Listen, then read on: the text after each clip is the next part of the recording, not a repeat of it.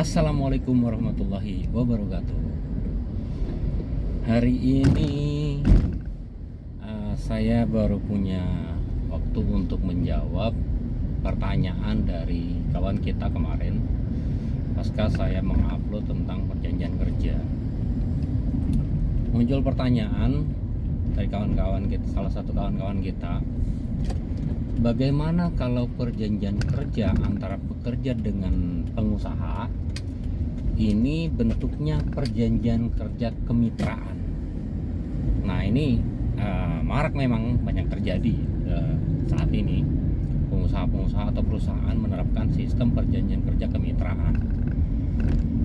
Pada dasarnya perjanjian kerja kemitraan itu diatur tentang perjanjian pastinya di KUH Perdata atau Kitab Undang Hukum Perdata pasal 1320, 1336 dan Undang-Undang Nomor 20 Tahun 2018. Disitulah diatur tentang perjanjian kerja kemitraan. Nah, apa bedanya dengan perjanjian kerja? Sebetulnya perjanjian kerja kemitraan itu antara badan hukum terhadap badan hukum. Kenapa badan hukum terhadap badan hukum? Karena di dalam perjanjian kerja kemitraan tidak diatur tentang upah atau berapa besaran upah yang ada di dalam perjanjian. Yang diatur adalah berapa persentase pembagian keuntungan antara badan hukum satu dengan badan hukum yang lain, sesuai dengan badan hukum yang mengikatkan diri dalam perjanjian kerja kemitraan tersebut. Nah, sedangkan untuk perjanjian kerja di sana dibahas tentang hak dan kewajiban serta besaran upah, sehingga tidak bisa diterapkan perjanjian kerja kemitraan dengan perjanjian kerja. Itu sangat berbeda sekali. Nah, muncul pertanyaan, bagaimana jika perusahaan sudah menerapkan atau ada pekerja dengan pengusaha sudah membuat perjanjian kerja kemitraan dalam hal hubungan kerjanya?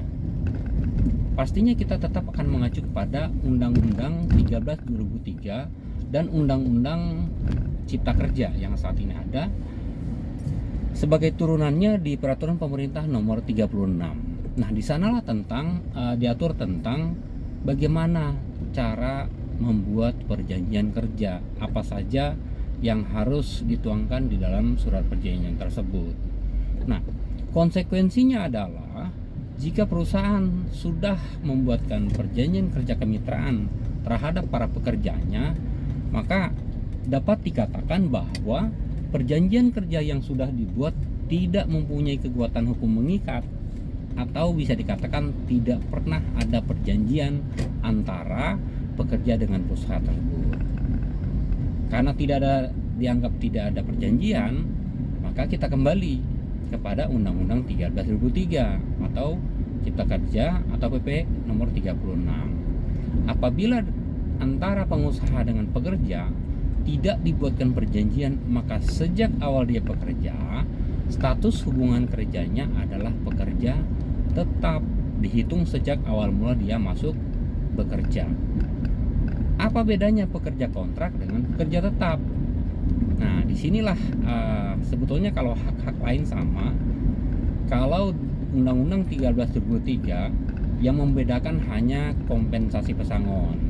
Jika terjadi pemutusan hubungan kerja, maka pengusaha berkewajiban memberikan hak kompensasi pesangon sebagaimana pasal 156 ayat 2, 3, dan 4. Diatur lagi di dalam dirubah dengan Undang-Undang Cipta Kerja, ada memang pemberian pesangon terhadap pekerja kontrak dengan perhitungan proporsional mulai dari masa kerja 1 tahun kontraknya. Nah, bagi pengusaha-pengusaha atau pekerja dapat merubah perjanjian kerjanya sepanjang disepakati, dirubah menjadi perjanjian kerja waktu tertentu. Tidak boleh dibuat dalam bentuk perjanjian kerja kemitraan. Jadi gitu. Sehingga apabila terjadi perselisihan, maka perjanjian ini menjadi tolak ukur dalam penyelesaian perselisihan. Apa yang sudah diperjanjikan itulah yang harus dijalankan oleh para pihak. Nah, hubungan kerja tidak perlu khawatir bagi para pekerja khawatir nanti masa kerjanya hilang dan sebagainya. Itu tidak bisa dihilangkan walaupun perjanjian kerja kemitraan dianggap tidak ada atau dianggap tidak berlaku, dapat dikatakan batal demi hukum. Maka sejak awal dia sudah diangkat menjadi pekerja tetap atau dapat dikatakan pekerja tetap, di sana bisa dilihat terkait dengan hubungan kerjanya, karena hubungan kerja status masih terpenuhi. Dari sana, apa yang menjadi syarat adanya hubungan kerja? Kan ada 3 hal. Hubungan kerja itu dapat dikatakan terdapat hubungan kerja apabila memenuhi 3 hal. Yang pertama, ada pekerjaan yang diperjanjikan apa yang akan dikerjakan. Yang kedua, adanya perintah dari pengusaha atau pemberi kerja terhadap pekerja tersebut untuk menyelesaikan tugas apa atau mengerjakan pekerjaan apa. Nah, yang ketiga ada upah. Apabila ketiga hal ini terpenuhi, maka disitulah yang dikatakan terdapat hubungan kerja, bukan terhadap perjanjiannya.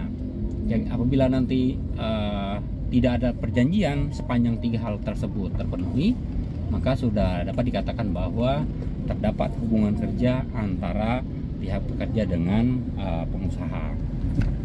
Jika ada yang berbeda pendapat, boleh nanti sharing-sharing dengan kita, atau kawan-kawan bisa datang langsung ke kantor SPKP SPSI.